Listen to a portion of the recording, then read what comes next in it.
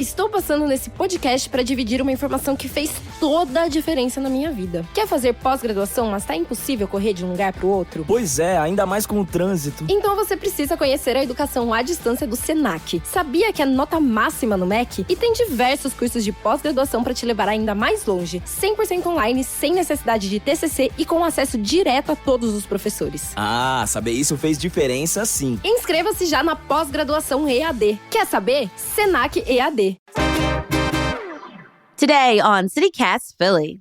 This summer, Mayor Sherrell Parker said workers would clean every block in every neighborhood. Remember that? This is listen to this, the largest quality of life undertaking in this city's history. They brought out the leaf blowers, the street sweepers, and last month the city announced results. Workers cleaned over 18,000 blocks, cleared over 5,000 lots, towed more than 2,000 vehicles, and removed 2,078 instances of graffiti. But our guest today says those numbers don't tell the full story. Nick Esposito used to be the city's litter director. Now, he's the director of policy and engagement at a nonprofit called Circular Philadelphia. Nick wrote an opinion article in Grid magazine, headline, "Clean and Green is not quite clean, but it could be." It's Wednesday, November 13th. I'm Trenae Nuri, and here's what Philly's talking about.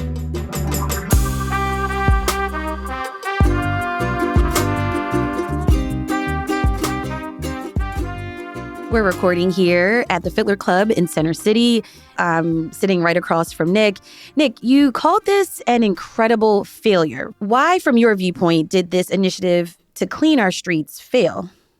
Yeah, so I have the pictures to prove it, Trenae. As you can see in the Grid article, it's basically as simple as going out in a couple different areas where I traverse, where I live and work throughout my neighborhood, and was able just to say, this is what it looked like before, and this is what it looked like a couple weeks after. And I think the frustrating thing is even the people involved in this plan know, because they've been doing this for years, that an initial cleanup doesn't work, especially when other cities do this on neighborhoods and blocks, sometimes monthly, sometimes every quarter, naturally, and they've been doing it for decades and years. So to make a big deal that they did this one thing, they might do it again one other time, and to actually see the results in real time, that the streets looked exactly like they did, sometimes like a week after they went out.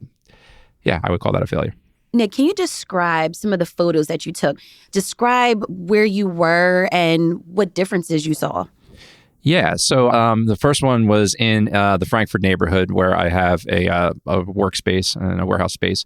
And, I was just on a street that's kind of part residential. Our warehouse is not, huge. And I was able to, I've been seeing the trash kind of accumulating on the street for a long time. I was frustrated. So when I heard that this was happening, I just timed it. I knew when they were going to be coming out. I saw the same, like you said, the leaf blowers and everybody going out and making this big to-do about it. Even after they went and cleaned up, like not everything was cleaned up. Like I have some of those pictures, like some things were left behind. Like what did you see? There was this like styrofoam cooler that was just left there. And the funny thing was I could see it when I was walking by, and there were a lot of weeds around it. And then they went and weed whacked everything, and then they left the cooler. So it was like, why'd you do that? Now I can just see the cooler sitting there. I didn't take that. So, and then, within a week after that, the trash started accumulating again in the gutter, on the storm drain, on the street. And then also, I was in and around the neighborhood that I live in East Kensington. And, I went to a couple of different places, like Front Street, where there's a commercial corridor, some residential streets. And again, seeing the same thing. Front Street historically is bad, and it continues to be bad. There's this one spot that just gets dumped on every week, and nothing's being done about it. And going and cleaning it up, and again, not even getting to it. You can see the pictures where what it looked like before and what it looked like after. It was almost like not noticeable that anything was done on that street. You did take some pictures of like piles of tires and mattresses. Those are kind of like bigger items, but what do you see like normally? Yeah, so the tire one was interesting because that is on kind of my ride to work, and that's at the corner of Torresdale and Adams.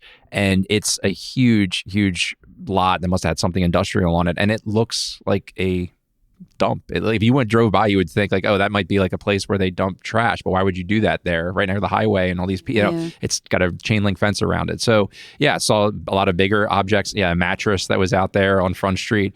And this is just the typical stuff that we see over and over and over again.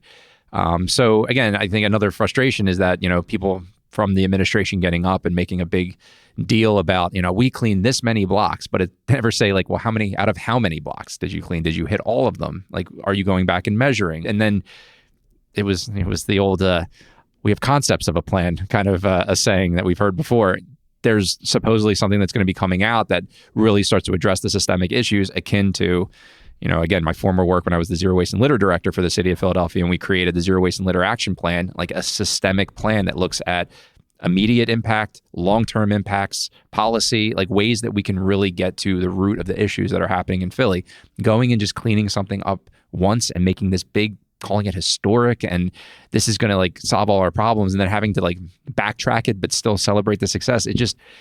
I think it just rings hollow, and it's not fair to the people of Philadelphia.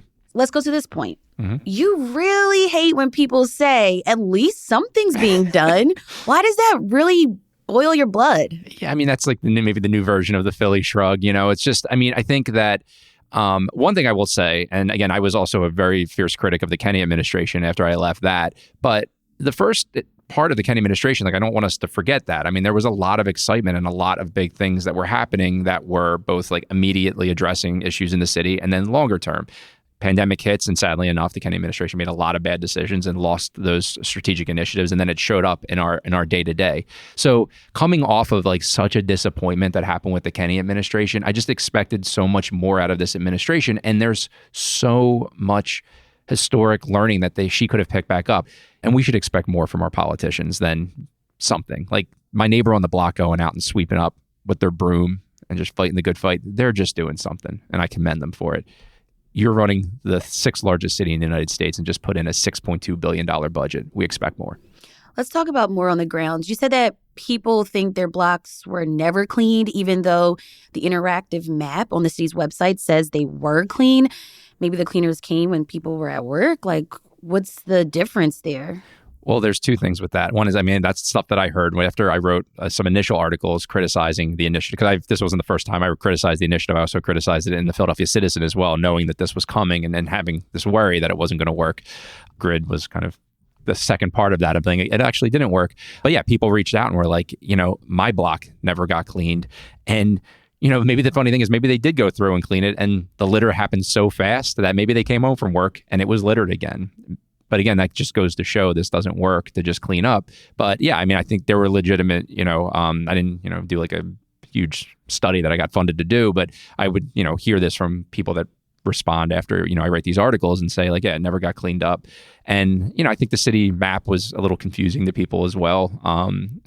It's the same thing with like, they have the PHL pickup thing where they can say if like your trash was picked up that day. And I've seen that where this is like, it says picked up on the map, but your trash is still sitting out front. It's so I think it's also, even though, again, I will give a lot of credit to the Office of Innovation Technology, who I worked with closely, trying to make our data systems better in the city. But Philadelphia is not always known for its accurate data reporting. And I feel like it's getting worse. Nick, up next, you're going to walk us through why you say the city is still so dirty and your list of ideas to help fix the city's litter problem. That's after the break.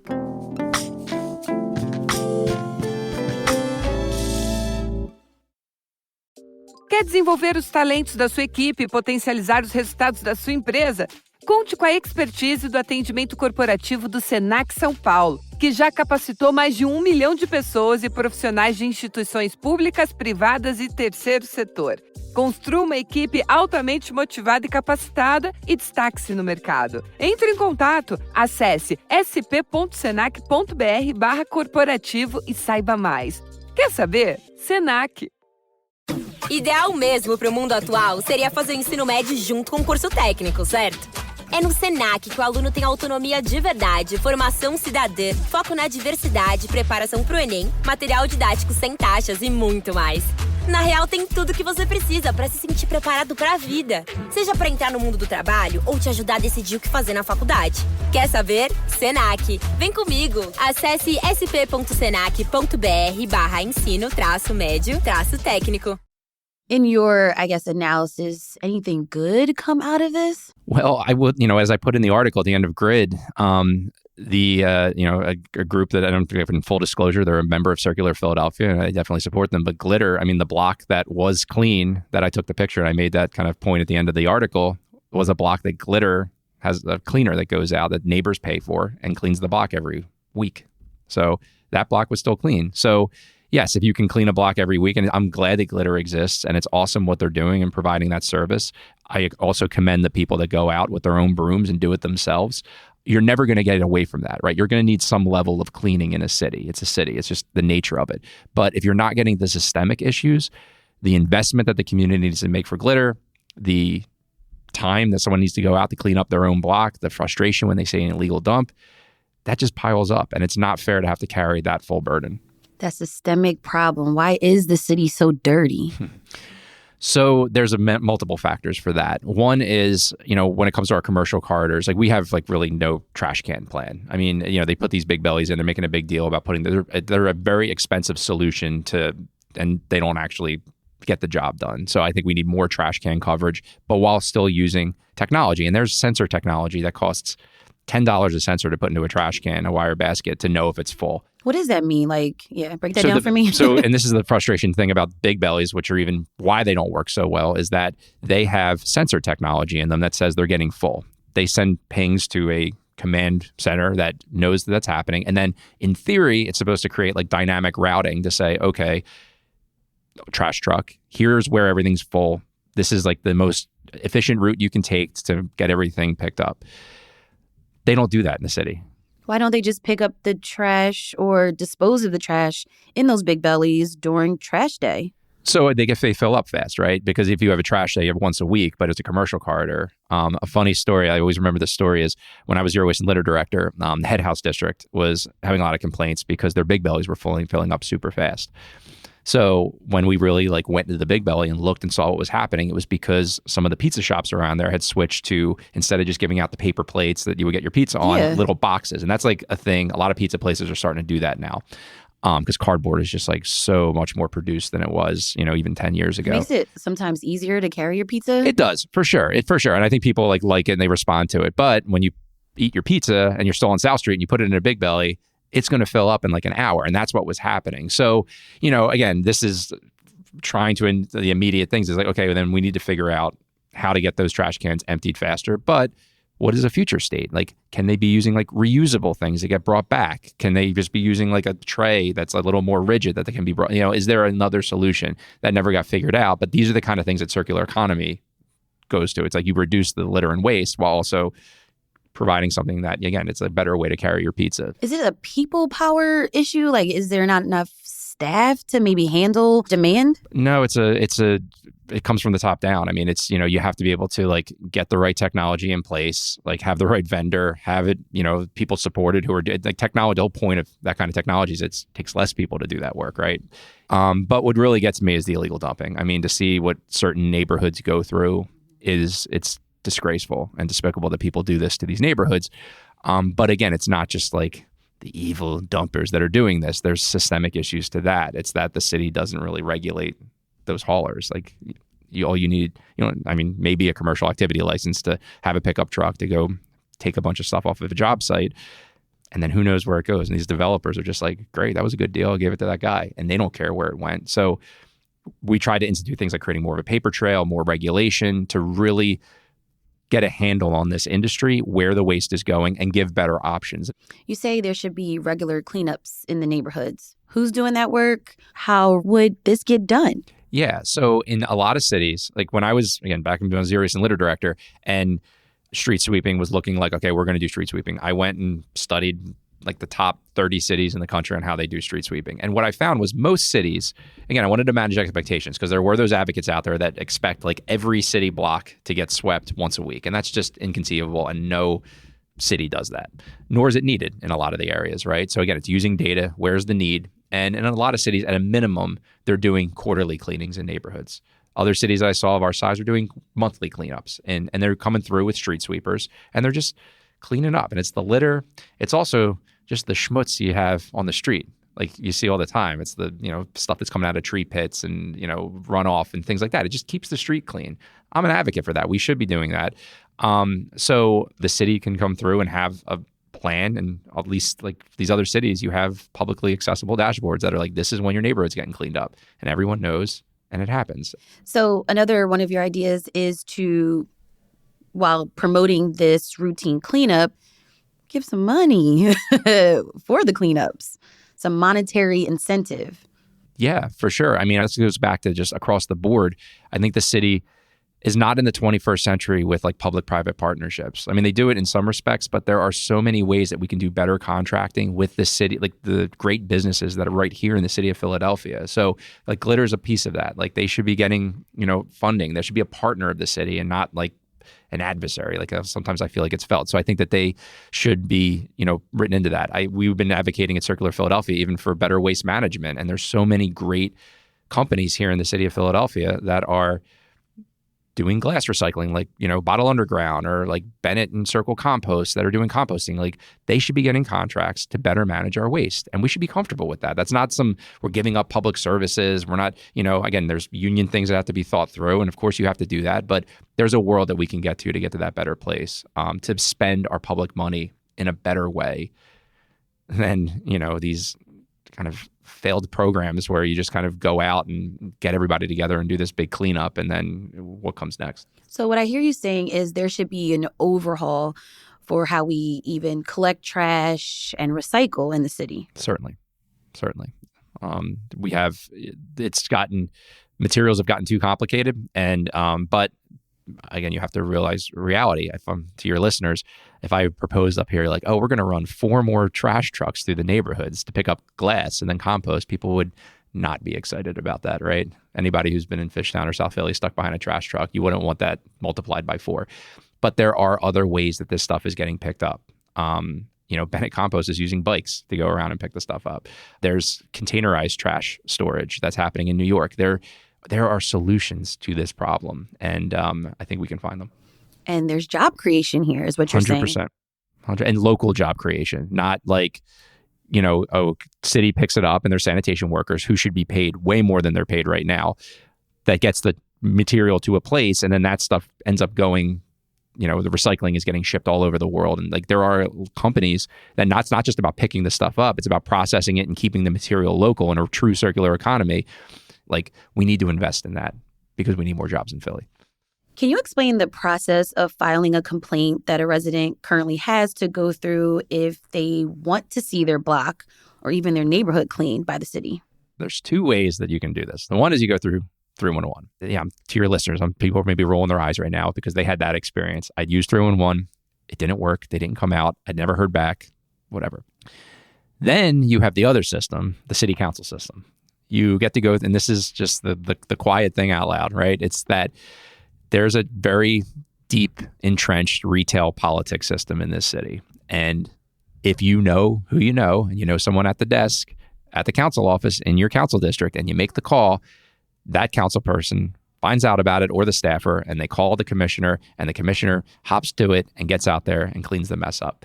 It creates this cycle of incentive to not fix problems, because when someone makes that call, and they might be politically connected, a committee person, whatever, and you go out and you clean that up the next day, they're like, their city's working for me. There we go. Okay, I'll go knock on doors and the next election cycle comes up. So it's a good thing if it's 311, right? Because it's publicly accessible. You can complain to the city, and there's a process and a system that's transparent and fair. If you don't know who to call, right, you're going to be put at a disadvantage. So if you don't know that person in the city council office, right, you don't even know the number, you don't know that that's an option, and there's no 311 is publicly advertised throughout the city.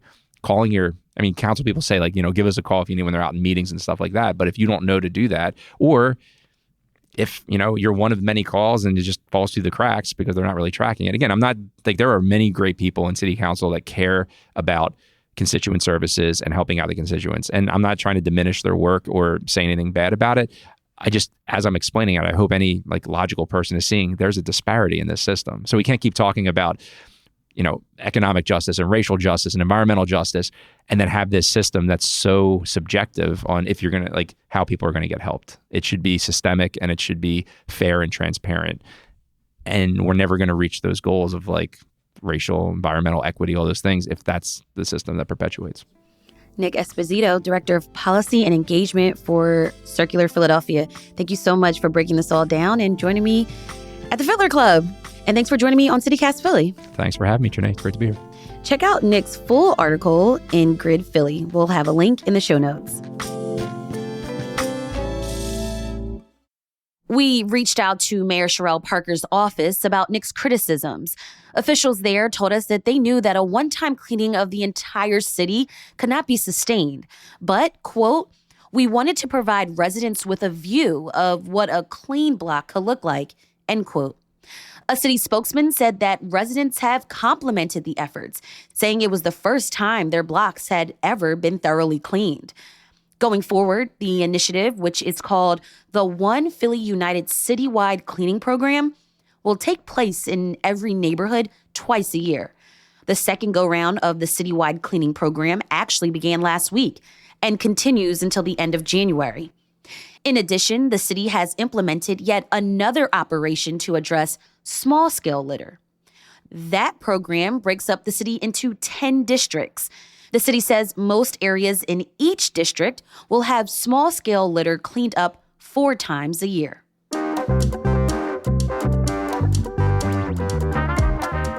That's all for today here on CityCast Philly. Let us know what you think of this episode. Rate the show, leave us a review, and hit that subscribe button. Be sure to sign up for our morning newsletter, Hey Philly, to learn more about what else Philly's talking about. We'll be back tomorrow morning with more news from around the city. Bye.